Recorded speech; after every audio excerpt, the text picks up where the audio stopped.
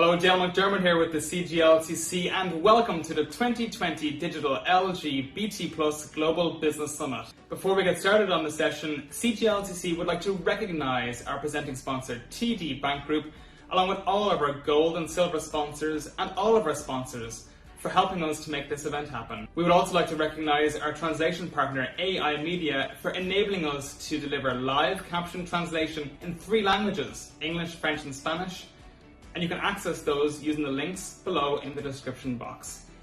I'd also like to draw your attention to the left-hand side of your screen to the networking and exhibit hall tabs, where over the course of the next 5 days you can connect with LGBT plus businesses, corporations and each other to help drive that power of connection. And finally, if you do like the content we are producing, please feel free to make a financial contribution using the donate link in the description box below. Thank you and enjoy your session.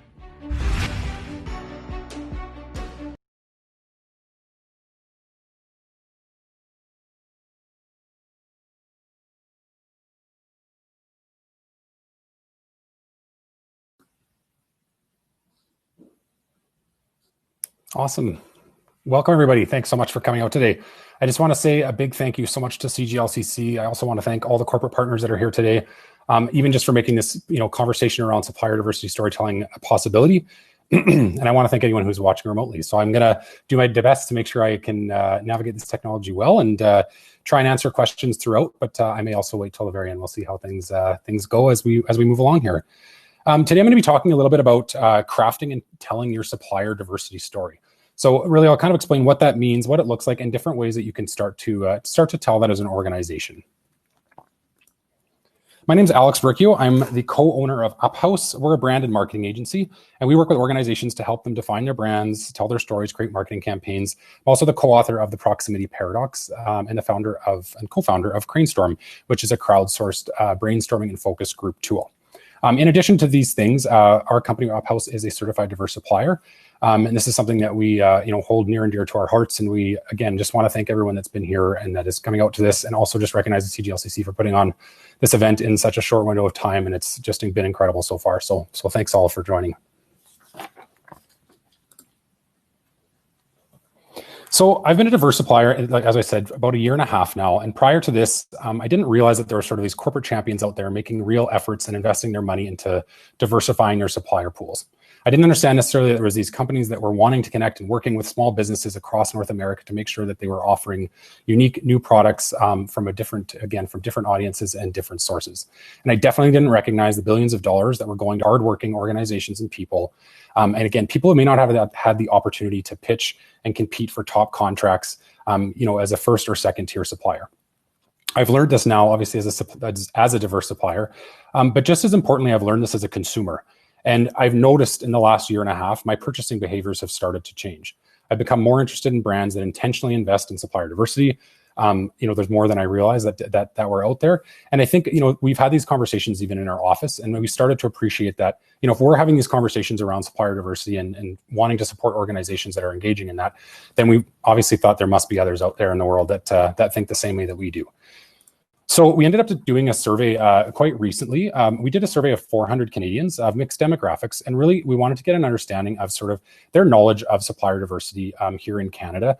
And beyond that, sort of what the impacts they may have considered when it comes to supplier diversity and their purchasing behavior. So throughout this presentation, I'm going to call to and point out a few different stats that we've got in here and that we've collected from the survey, but we definitely found some interesting things that we were excited about and were motivated by as well. So when we wanted to start really at the most simple question we possibly could, and that was really around, do you know what supplier diversity is?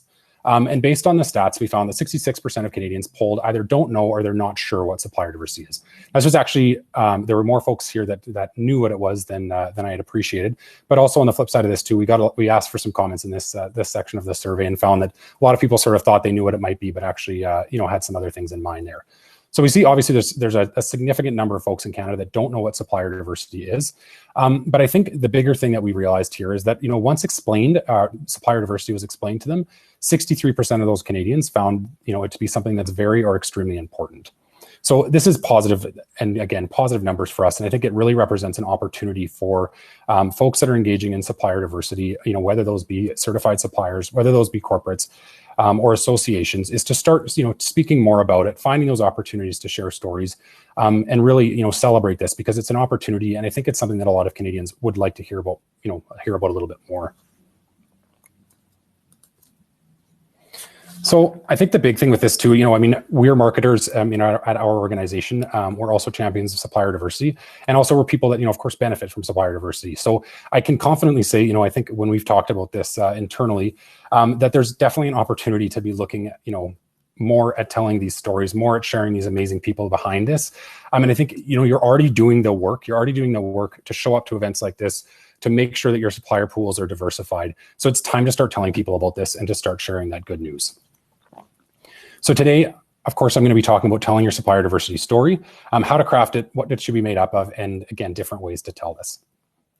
So the term story in and of itself is a buzzword. I mean, you've likely heard this used in marketing, in corporate lingo, in various different places for this. But when we're talking about story today, ultimately what I'm trying to address here is the idea of how you want to articulate and demonstrate how your organization uniquely brings supplier diversity to life. That's ultimately what we're talking about when we say story. And beyond that, I think when we talk about story as well, it's sort of, we've heard people refer to it in lots of different ways, but we think about it in the way that it's the way that you write about supplier diversity. It's the way that you brand supplier diversity. It's the people that you highlight that you're working with. And it's the facts and figures and stats and statistics that you use to back all of this up. That's really what we're talking about when we say supplier diversity story. It's sort of your own sort of journey that brought you to where you are today, and sort of where you're headed with all of this.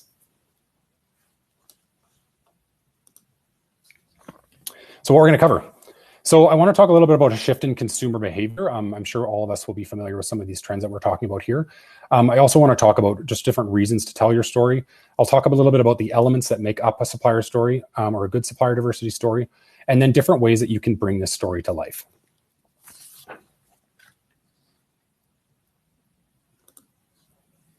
So before we get into the details of telling a specific story, I want to address just a few different shifts in consumer behavior that we've seen, and I think have a pretty strong impact on the need for and sort of the timeliness of telling your supplier diversity story. So that first trend, of course, is that corporate transparency is here to stay. And now when I say corporate transparency, I say the desire for corporate transparency is here to stay. Lots of organizations do this really well, and there's others out there that don't do it as well. So I think this is a big one that we've seen. We all likely know. Well, we did do a quick poll with folks on this one as well, and found that, of course, most people, I think we've got under here, it was like 5% really said it wasn't that important to them. But, we've got essentially over 70 people have said that, or 70% of folks have said that corporate transparency is very or extremely important to them and their organizations. And of course, these numbers are totally fair. But on the flip side, where this becomes tricky is people, they want this transparency. They want to understand what's going on behind closed doors. But ultimately, they actually know very little about the corporations that are, or I should say, the suppliers that supply corporations. So there's a pretty big discrepancy here that I think needs to be addressed and needs to be looked at over time, because again, I think this isn't going away. And people ultimately have a right to know sort of where their money is going, and the brands that they're supporting. It is a representation. They're putting that on their shirt. They're putting that wherever it might be, and they've got an opportunity. We want to make sure that they can understand fully what they're supporting when they do that. So one of the industries that we see this in a lot, and I think this is probably the quickest and easiest example to walk through with this, is the food industry. And that's something, of course, around global sourcing. Where are you getting your food from, ingredients, and all those types of things. One example, I think, that of a campaign that did this quite well is a campaign that McDonald's launched. It was launched back in 2014, which now is about 6 years ago, I realized. But and for years there was theories that went into what went into McDonald's food. People thought that 100% beef was a Canadian company, or they thought it was a company rather than an actual product. They didn't think that the fries were made of potatoes. The list goes on and on. I think all of us likely have stories of, what people had said in the past. So McDonald's, I think, decided to do something that was pretty awesome when they did it. But ultimately, they said, we're going to be extremely transparent about what goes into our food, and we're going to address any questions that consumers may have about us. So that's where they developed the Our Food, Your Questions campaign. And essentially what they did is they took consumer questions, they answered them in videos, in ads, on their website. They revealed what was going into the Big Mac sauce, toured us around different farm plants and food plants and farms as well. The campaign was extremely successful for them. And I think it sort of signified to others in the industry that it was okay to start talking about some of these things. I think we always need those corporate champions, which I think, a lot of the folks that are in this room right now are those champions to sort of start the trend and start that, conscious transparency, bringing things to the surface and making sure that we're addressing things the way we should be.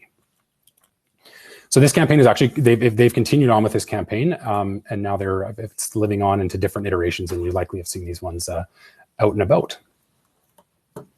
Another famous campaign, this is a Canadian campaign around supplier sourcing, was one that took place with French's Ketchup. So it was back in, I think, 2015.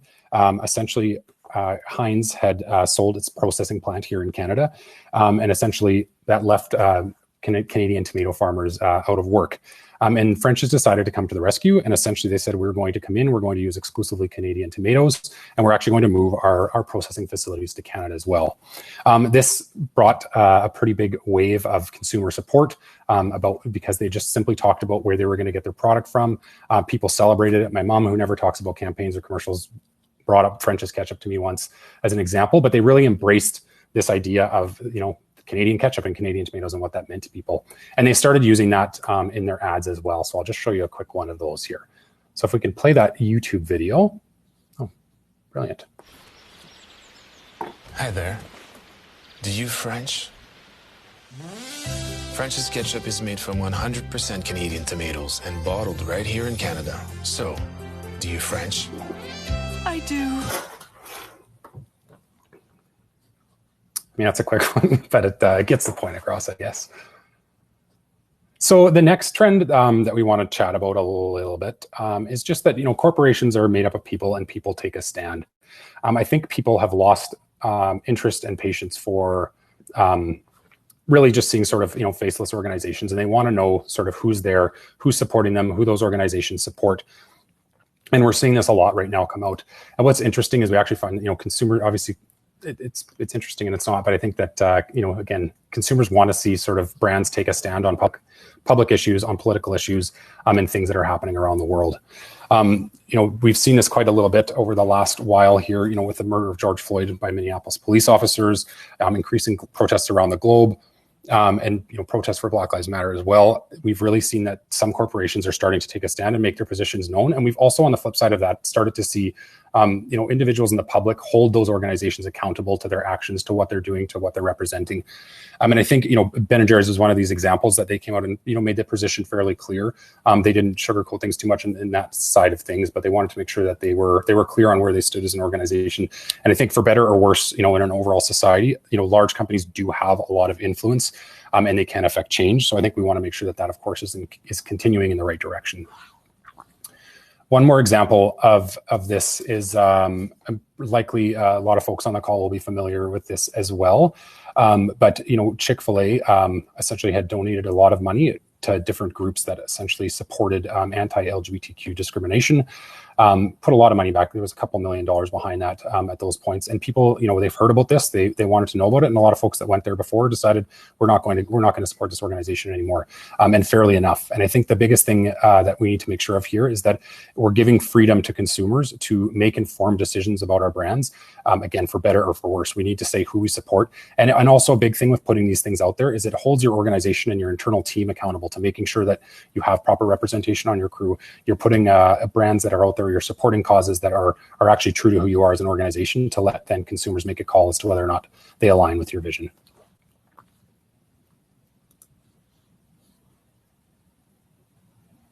I think just one thing too on those last couple of trends just to remember as well is that, the consumers we serve are essentially, they're the reason that we exist as a business. And I think it's really important to make sure that we are giving them as much information that we possibly can to make sure that they can make informed decisions. So I'm just going to talk about some of the different reasons here around why you may want to tell your supplier diversity story. So the first one is, people want to hear about it. I think this is one of the stats from this survey that we were most optimistic about. So when asking Canadians about whether or not they wanted to hear more about, supplier diversity stories, information on the suppliers that we're providing corporations and organizations with whatever the services might be, 74% of folks said that they wanted to hear these supplier diversity stories. So again, and we only saw 5% of folks that said they didn't necessarily want to hear this. So that stat is really positive to see. And it's also a really good indication that we need to start being more vocal about these supplier stories, about the brands that you're supporting, about the work that you're doing and that everyone here is doing already, and start talking about it more confidently.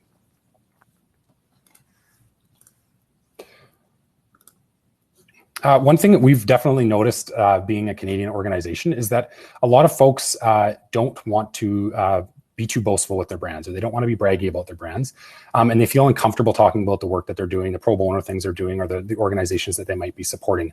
I think the challenge with this is we need to start to flip the perception with it a little bit, that it's less about you bragging and saying, this is what we're doing so well. It's about providing that consumer again with information for them to make an informed decision, so they can decide whether you're an organization or not that they want to support. And I think, another thing we've seen more in recent months as well is that we're seeing individuals start posting donation receipts. They're starting to say, who they're supporting out loud. They're talking about volunteering they're doing. And this is, again, not an effort to brag about, the positive work they're doing, but it's sort of to encourage and hold everybody else around them accountable to start doing the same. This room has got a lot of influence as far as, the corporations that are in here. And I think if you can start signaling to the rest of Canadians that this is a practice, supplier diversity is a practice that should be celebrated, that should be recognized, that we'll start to see that trickle down come into smaller businesses as well.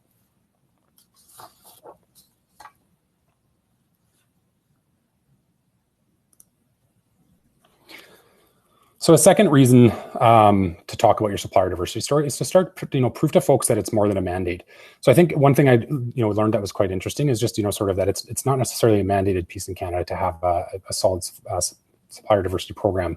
But I think there's a perception sometimes that folks just think that you've got to check off a few boxes or a couple mandatory things. But ultimately, we want you to start sharing the story and show people that it is unique for your organization and that it's not necessarily, just a mandate that you have to fulfill. One place where this always comes to life for us is when I go to, I've gone to supplier trade shows. So I went to one in the US and there was so many amazing organizations there. I talked to a lot of different folks. Some of the folks were really chatty. They gave you a card. They connected about specific opportunities within the organization. They set up times for us to chat after the fact. And then some other organizations just, they had their, essentially their portal on their website. They pointed you there and said that was kind of the best place to go. And I think, of course, this is the job that goes into this is really significant. But I think what really stood out for me when I was at these trade shows was those companies that sort of did a little something extra to show what was really unique about the opportunities that they had. And I almost preferred when I went up to an organization, they said, these are the specific supplier types that we're looking for. If I'm not in that camp, then I know, what, I'm probably not a fit with this one, so I might want to move on to somebody else. But really being clear about what it is that you have to offer, what it is that you're looking for, and why it is you're there. So I think that was really when I saw that sort of that more than a mandate come true for me, was that I thought, there's a lot of organizations in here that are really stepping up and doing that extra piece to show that they actually are trying to get this integrated into the organization. So I think as much as you can be doing that, it's a good thing to do.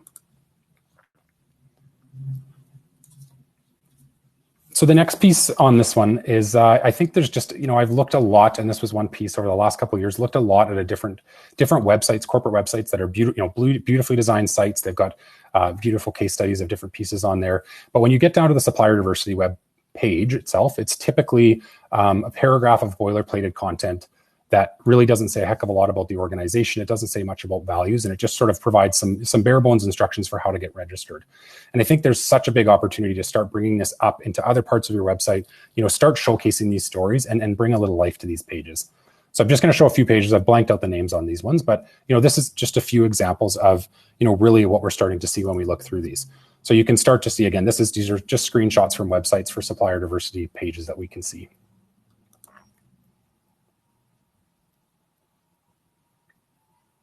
So there's not a lot right now going into the branding of these pages and the content behind them. But again, that's what represents such an amazing opportunities, because you've already got the systems in place. So now you just need to start talking about it.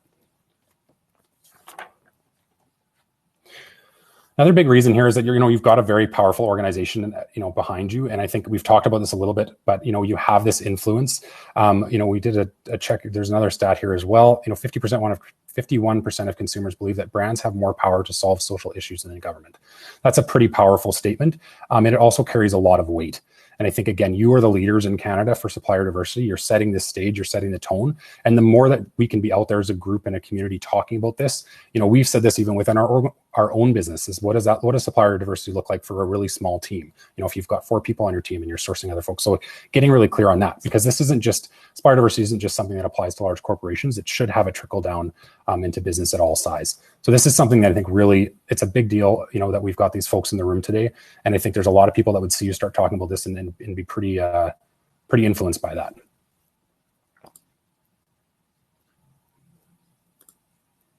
I think I'm clicking the right place here. Yeah, there we go. No. Oh yeah, there we go. Another big one here too is your customers are diverse. Our nation is diverse. We've got all different sorts of people that are here, and that's one of the most amazing things about this country. But I think with that, we need to also be very diligent. We need to be making sure that all of these consumers and all these diverse consumers that are supporting our businesses are feeling like they're being seen within our businesses as well. So we need to start sharing those stories. We need to make sure that they can see themselves, as employees in your organization, that they can see themselves as somebody that you might do business with, or see themselves as somebody that has those possibilities. So I think that's just a really core piece of this. And I think everyone understands that very well, but it's just a good reminder. And I think, as you're doing this and as you're developing any sort of communications, to make sure that that's coming through. And your business will be stronger for this. So I think, a big part of supplier diversity storytelling is just that it makes for a stronger business. When it comes to supplier diversity, it helps you differentiate yourself. So, promoting the work that your brand already does, within the space of supplier diversity, it'll improve your organization's reputation. It'll improve your public perception. It shines a light on inclusivity in your company. You're telling these authentic stories. There's so many amazing relationships that people have, one-on-one relationships with suppliers and contractors and things like that too. It's just nice to see those relationships and to start to get to know that a bit. So that's a really big one. We think it's a really nice way to stand out. The second area, which is, of course, folks in businesses is obviously a key consideration for them, is, sales. So we polled, again, Canadians and really found out that 67% of the folks that we polled said they'd be more interested in supporting, financially supporting a company who supported supplier diversity. So that's a pretty significant opportunity when we think about, again, folks in Canada's lack of understanding or knowledge of what supplier diversity is. If we can just start to see and tell some of these stories, it's a quick way to stand out against competitors outside of the space, but it's also a quick way to elevate supplier diversity as a whole.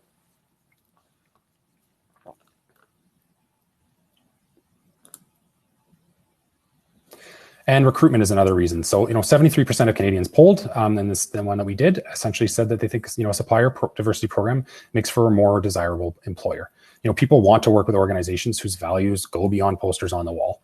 Inclusive initiatives can support recruitment efforts. They can transform your employees into ambassadors, and outside of the organization, it can also signal to, diverse suppliers that might be interested in working with you what you're all about. And there are a lot of suppliers as well that are not diverse, but they want to be working with an organization that supports these types of causes.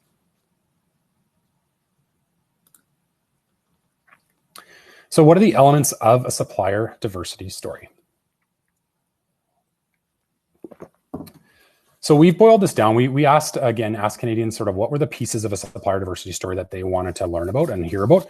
And it was nice to see that was pretty consistent across the board. So we put a few different options out there for folks. But what we found and what people are interested in hearing about, so 35% of folks that were polled said that essentially one of the more important things they'd want to hear about are stories of individual diverse suppliers that essentially provide, good services for your organization.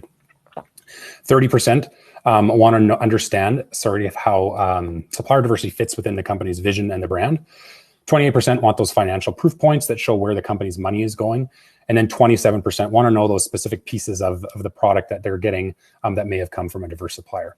So you can see within this, this mix here, that, people are open to a lot of different things. And a lot of folks just said all of the above, which was nice to see as well. But there's stories within every one of these pieces that we're looking at. So I think those are some of the ones that you can start to think about and percolate on to start bringing forward.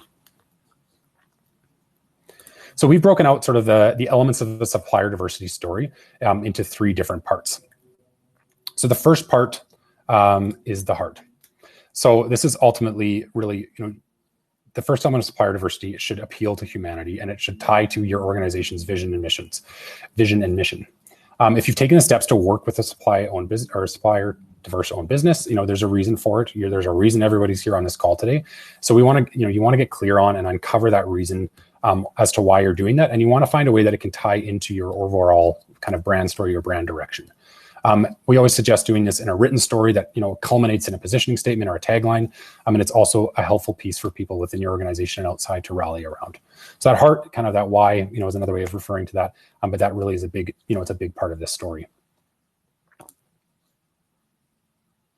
A second part of a really successful supplier diversity story is the people. I mean, I think it's probably the most important part.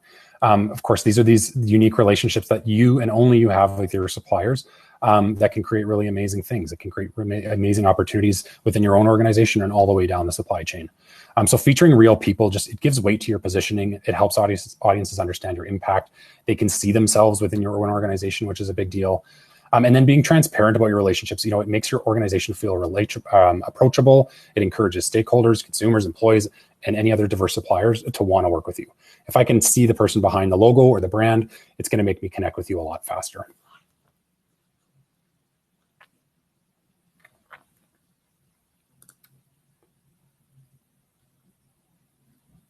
And the last piece of this was the proof. So this is sort of the what. I think this is where ultimately those numbers come into play. So, once you've established your positioning, you've identified the supplier stories that are most important to your company, you can it's important to back it all up with numbers. So, again, as an organization that's already invested in these numbers, that's invested in supplier diversity, you for sure will have some of this information at your disposal, and some of these metrics to start to evidence that support that you've got and that you're willing to carry through. So if you can find the opportunity to storify these numbers to help audiences sort of see why they matter, it's going to make a difference. And I think with the big one with this is just keeping those numbers really simple. So we talk about this doesn't necessarily have to be how much your organization spends on a whole with supplier diversity, but it might be, how many new handshakes have you had in the last, period of time? Not that we'd be doing that right now, but, beyond, this window of time, how many new folks have you met? How many different businesses have you engaged with? How many different communities are you serving? All of those things provide proof points for people to feel that, you are authentic about what you're saying. So I just want to show one example of an organization I feel has done a pretty good job with supplier diversity storytelling. And this is T-Mobile. So this group, again, what they've done is they've taken they've taken supplier diversity, they've put it into their existing brand. They haven't changed things up too much, but you can sort of see here, this is just their landing page for supplier diversity. And it feels pretty different than some of those other ones I showed you a bit earlier. You can see that the brand ties into their corporate branding, the visuals, the color, the feeling of it. You can start to get a feeling and emotion behind it a little bit. And then they've developed this tagline, that T-Mobile doesn't just recognize diversity, we celebrate it. They've used that tagline and then they use that throughout different places when they're using and portraying this work. So this is, again, I think an organization that does it well. And I think that they could even take it further, I think, beyond this and start integrating supplier diversity into other sections of their website, but it's a really good start. So I'll just show you one more video here too, just to give you a quick little preview of a story that they've done.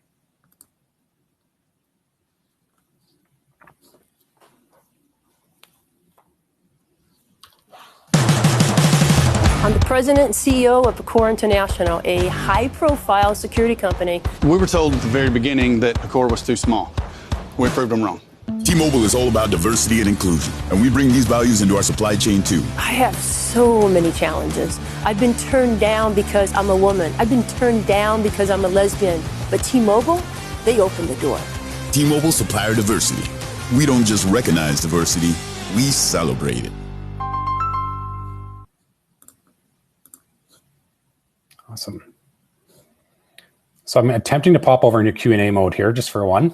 Actually, the first question was, do you have any examples of great supplier diversity pages? So I feel like that was my first question, all said and done, that one. And the PowerPoint deck, I will make available as well after this. We can send that through, and I've got a link to a page as well with this content. Any other questions right now that folks may have?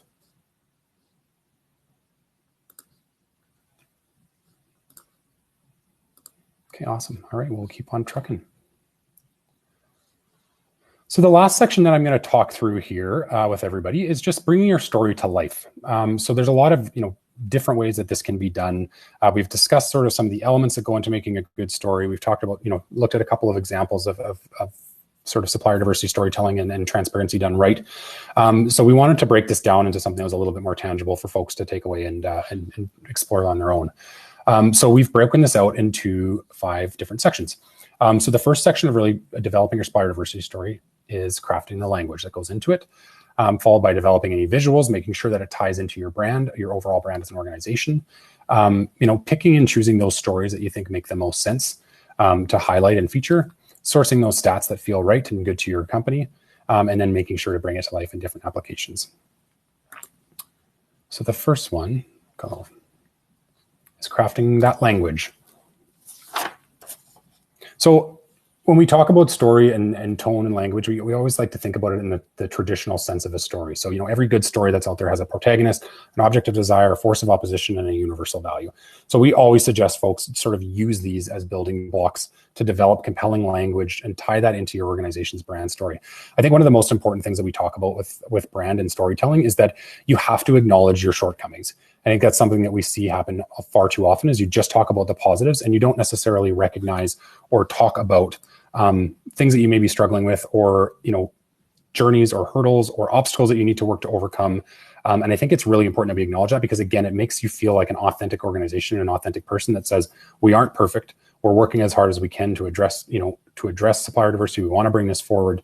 Here's the examples of when it's done well. And here's the examples of where we're going to keep on working. So I think making sure all these pieces come into a story is really an important thing to do. And, if you can develop a catchy headline that goes, or a tagline that goes along with it, it never hurts. It gets people rallying around something. And it gives you that way to sort of signal to folks and your audiences that there's some consistency in what you're doing. The second piece you're going to want to look at is developing your visuals. So to do this, it's really ultimately, it's looking at that brand that you've got, finding different creative ways to express it, and sort of find a unique spin for your supplier diversity story that is different than anybody else's. Storytelling is a visual medium. Any of your brand expression should be rooted in, of course, your corporate graphic standards you've got in place. But we want you to sort of develop, a look and a feel for supplier diversity materials that sort of connects you to the brand and helps you stand out. So we always suggest, if you can find some colors, graphic elements, a tagline treatment, photography styles that you'll use to consistently tell that story across all media, that seems to be the best way to go.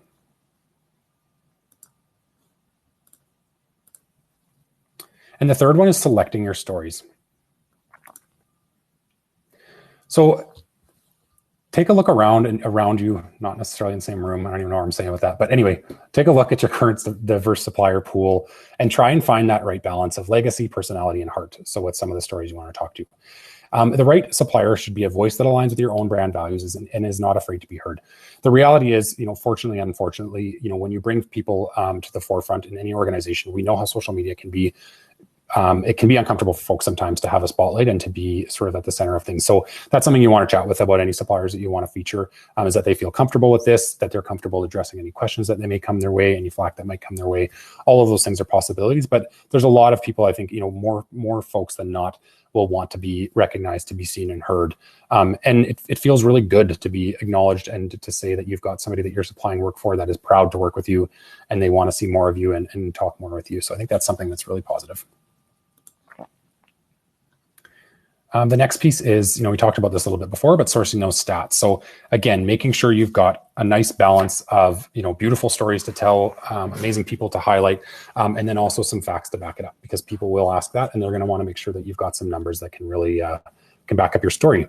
So I think, again, I talked about those a little bit earlier, but how much did you spend last year on supplier diversities? How many suppliers did you meet with? How many contracts have you signed? And how many underrepresented communities have you partnered with? Those are all different places that you can have that with. And it's essentially, tell that story, source those stats, and make sure that people know that they're seeing themselves in your organization. And the last thing that we want to do is, of course, bring this story to life. So we checked with, again, polled Canadians on this as well. Where do they want to start to see these stories being told? And the split was kind of what we expected on this, is that, of course, a lot of people want to be able to go to your website and find this information and see it in a nice, digestible way. Social media, came in second on this one here as well. They want to be able to experience this, exchange with, see those stories, have a back and forth with you. Television, print, radio, we kind of go on a bit of a diminishing scale there. And then digital advertising was another area that people said that they were, they wanted to see some of these stories come to life. So this is a bit of a mix as far as, media would go if you're trying to put it out that way. But we've also got a few ideas around different ways that you can do this as well internally. So the first group that we need to bring this to life for is your customers. So really simply put, let's look at that landing page that you've got on your website. Go through it today if you can. Go through it, later in the week, and sort of see if there's any opportunities to give that a bit of life and a little bit of heart. So I think you want to make sure they're telling the supplier diversity story on your website. But the other piece with this is that landing page is, find other opportunities on your website to bring supplier diversity into play. So, perhaps it's on a service page. If you've got a product or service that you're featuring, maybe you can do a little write-up on the bottom of that to say, part of this service is provided by a diverse supplier, or part of this product is sourced from a diverse supplier. There's a lot of different ways to bring this out versus just that, the sourcing page or procurement on your website. And there's a lot of opportunities to do that. So that would be where, connecting with marketing and brand teams to do that. But definitely a lot of opportunity there. A video, I've showed a couple of videos already. I think most folks know, it's one of the most easy and engaging forms of media to use and to show beautiful stories on. So, consider developing a video series that showcases some diverse suppliers and some of these relationships that you've got in your pool. And on social media, look for ideas and ways to promote your stories through own channels and any sort of digital media you might have. Diverse suppliers is another audience, or prospective and new diverse suppliers is another audience that you want to consider when you're doing this. So, trade shows and conferences are a huge thing. You're meeting so many folks, and so are the diverse suppliers that are there. So make every second count that you've got. Communicate your branded supplier diversity story at events you're already attending. Make sure it's really clear for folks that might come by your booth. You might have a quick interaction with. Make sure they know what your approach is and that they know it's unique and different than the other folks they might be meeting. Another one there is just create some marketing collateral. We get a lot of things that are pretty similar when it comes to swag. So find opportunities to create something that sort of features actual stories, features real products, features some of those stats we talked about in the things that you're giving to people as they're leaving those shows. And lastly, I think this is a big one, is just be really clear and transparent about opportunities that you might be sourcing for. And it doesn't have to be for everything. I think, sometimes it's more helpful if we go up and they say, we've got a really great marketing team in place. This isn't something we're necessarily looking at in the future. And I know to look somewhere else. And I think that's okay. And it also says to me that there actually are real opportunities that are happening in this organization. And it might just be for other organizations and other suppliers out there, which is, of course, totally fine.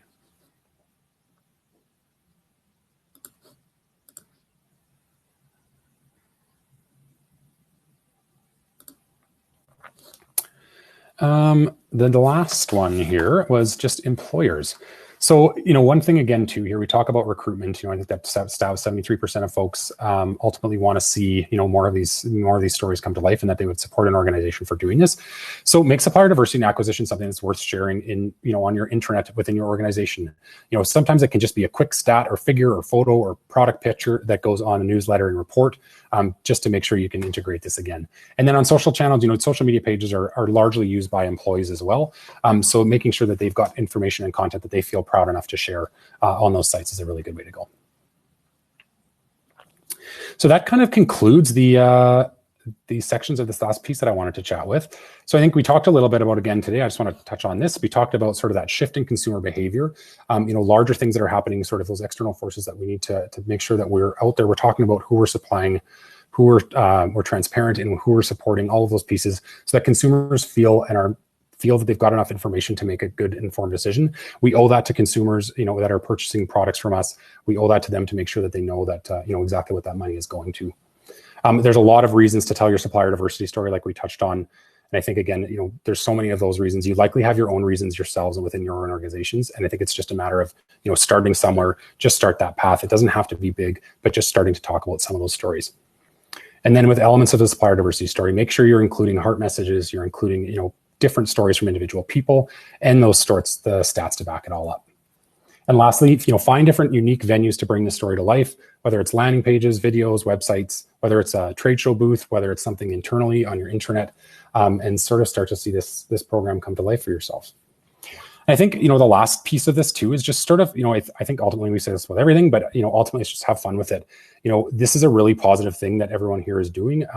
It's important that organizations do this. It's important that large corporations do this. It gives a voice to consumers. They feel like they have more influence. They feel like they've got a bit more power in their lives. And I think it's just something to start sharing these nice stories. I mean, you see it every time, in-person CGLCC events, people are so excited to see each other's suppliers, contractors, corporations, associations. It's such a nice positive energy that's there. And I think it's a positive energy that would really help a lot of organizations in Canada to start to see that. So I think that's just, we've got such an awesome opportunity together to do this. And I think ultimately, if we can have a bit of fun with it, we're going to be better for it. So if you've got any questions, I'm happy to answer those. I think we've got about 5 more minutes. I apologize if there's too many. I don't think there is, so I think we'll be good. But yeah, I'll take a quick look. So the first question was, what has been the most useful thing you've done in the past 18 months since you become certified?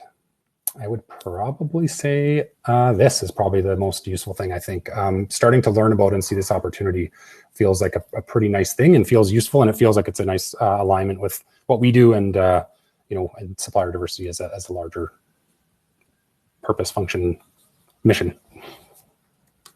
Do you think companies self-analyze or actually self-analyze the diversity of their own shareholders, customers, employees before they justify their supplier programs? Look in the mirror. Yeah, I think that idea of looking in the mirror is an important one for sure. Definitely, if you're telling stories, they need to be stories that are authentic, that are true, that you can back up. I think that's the most important piece. And I think we all need to be comfortable. I think, having a mirror shown to us and to be able to say, here's what we're doing well, here's what we're not doing well, and here's the areas that we need to improve. So if we're conscious of that, I think that's a really good point. Make sure when you're doing this that you're taking a look at what you're doing, taking a look at your practices, your own teams, to make sure this is something that's happening. But ultimately, if you can tell a story, we say this all the time, is that, brave stories get noticed and authentic stories get noticed. You can have an opinion that is controversial. You can have an opinion that is different, that is bold, if you can back it up with something that is authentic. So I think it's making sure that every story you tell is rooted in authenticity. I hope that answers your questions. We'll see if it does. But any other questions before we wrap up here?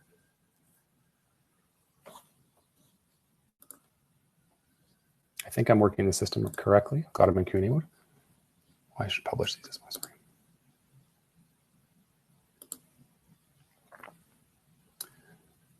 Have you been able to monetize CGLC certification? Yeah, it's definitely something that takes a bit of time to start getting into. And I think the biggest thing with monetizing CGLCC's certification is ultimately finding your fit and finding the piece that feels authentic to who you are and feels right to what you're doing, and finding a really unique, offering an opportunity that you can share with folks that might make sense.